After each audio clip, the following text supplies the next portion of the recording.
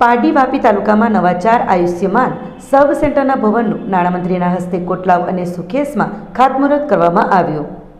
કોટલાવ, સુખેસ, ડુંગરી, કરવડ સહિત 4 સબ સેન્ટર ભવન અંદાજે ₹1.25 કરોડના ખર્ચે તૈયાર થશે। નાણામંત્રી પારડી વિધાનસભા મત વિસ્તારમાં આવતા કોટલાવ, સુખેસ તથા ડુંગરી અને કરવડ ગામે 4 નવા આયુષ્યમાન સબ સેન્ટર નિર્માણ થનાર હોય તેના ખાતમુહૂર્ત ગુરુવારે કોટલાવ ખાતે સંસદ સભ્ય અને નાણામંત્રીના હસ્તે કરવામાં આવ્યું હતું। આ પ્રસંગે રાજ્યના નાણામંત્રી કનુભાઈ દેસાઈએ જણાવ્યું હતું કે પારડી વિધાનસભા મત વિસ્તારમાં આવતા કોટલાવ, સુખેસ તથા ડુંગરી અને કરવડ ગામે નવા આયુષ્યમાન સબ સેન્ટરના ભવનનું નિર્માણ થશે।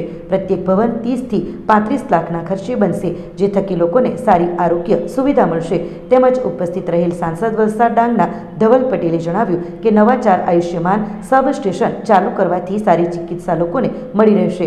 કામ માટે એન્જિનિયરે જણાવ્યું કે 100 સ્ક્વેર ફૂટના આરસીસી સ્ટ્રક્ચર મકાન બનશે, જેમાં કન્સલ્ટિંગ રૂમ, લેબર રૂમ અને પહેલા માળે સ્ટાફ ક્વાર્ટરની પણ સુવિધા આપવામાં આવશે।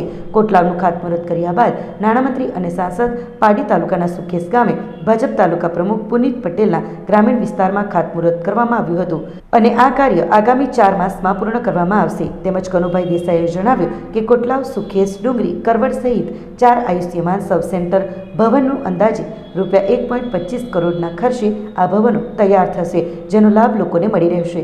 આ પ્રસંગે ટીડીઓ વિશાલ પટેલ, મામલતદાર કિરણસિંહ રાણા, પારડી તાલુકા પંચાયત પ્રમુખ દક્ષેશ પટેલ, પારડી તાલુકા પ્રમુખ પુનિત પટેલ, પારડી શહેર પ્રમુખ વિપુલ પટેલ, મહેશભાઈ દેસાઈ, ધ્રુવિલ પટેલ, હર્ષદભાઈ પટેલ, જયંતિભાઈ ભંડારી, ડોક્ટર સિંહ, ડોક્ટર કેપી પટેલ, પ્રકાશભાઈ પટેલ તેમજ ગ્રામજનો, ભાઈઓ અને બહેનો વગેરે મોટી સંખ્યામાં હાજર રહ્યા હતા।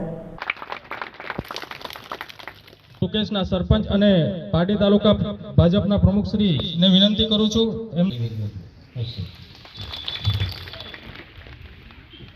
ખૂબ ખૂબ આભાર સાહેબશ્રીનો। હવે પછી પ્રસંગને આગળ ધપાવતા આભાર વિધિ માટે હું કેબિનેટ મંત્રી ગુજરાત સરકાર કનુભાઈ દેસાઈ સાહેબને વિનંતી છે કે પ્રસંગોચિત ઉદ્બોધન કરશો। પ્રથમ નાગરિક સરપંચ અને ભારતીય જનતા પાર્ટી પારડી તાલુકાના પ્રમુખ અમિતભાઈ, પૂર્વ પ્રમુખ મહેશભાઈ, જિલ્લા પંચાયતના મુકેશભાઈ, શૈલેષભાઈ, તાલુકા પંચાયતના પ્રમુખ દક્ષેશભાઈ, આપ સૌ અહીં માત્ર ને માત્ર ફોનના અને મેસેજના માધ્યમથી આપ અહીં ઉપસ્થિત છો। ડુંગરી કરવાના છે એટલે એકી સાથે ત્રણ સબ સેન્ટરના ખાતમુહૂર્ત આજે થવાના છે।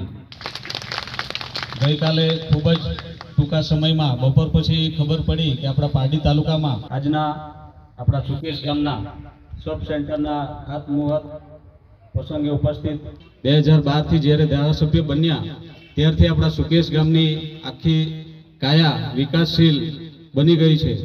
આપણને જણાવતા આનંદ થાય છે કે આ વર્ષે પણ હમણાં જ 15 દિવસ જેવા પહેલા 3 કરોડ અને 40 લાખ રૂપિયાના કામો આપણા સુકેશ ગામે મંજૂર થયા છે અને એ કામો ચોમાસા પહેલા પૂરા પણ થઈ જશે।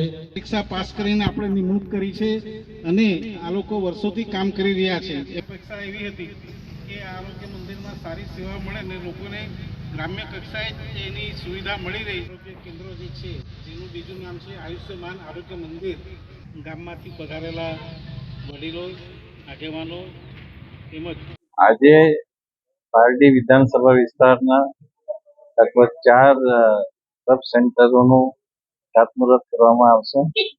એમાં પહેલું ખાતમુહૂર્ત કોટલાવ ખાતે, બીજું સુકેશ ખાતે, ત્રીજું ડુંગરી અને ચોથું કરવડ ખાતે કરવામાં આવશે।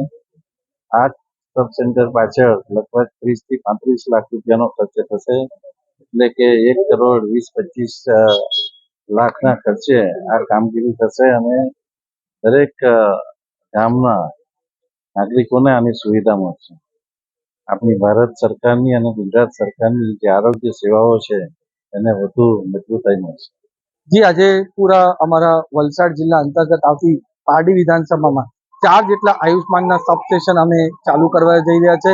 એના ખાતમુહૂર્તના કામ છે અને જે આયુષ્માન સબસ્ટેશન છે જ્યાં અમારા પારડી વિધાનસભાના વાપી અને પારડી તાલુકાના લોકોને સારી ચિકિત્સાની સુવિધાઓ મળી રહે, ગામે ગામ મળી રહે, એના માટે પૂરો નરેન્દ્ર મોદી સાહેબનો અમારો કેન્દ્ર અને રાજ્ય સરકારનો આ સહિયારો પ્રયાસ છે અને આવનાર દિવસમાં આવી સારી આરોગ્યની સુવિધા મળી રહે એના માટે અલગ અલગ અમે આયોજન કરવાના છે।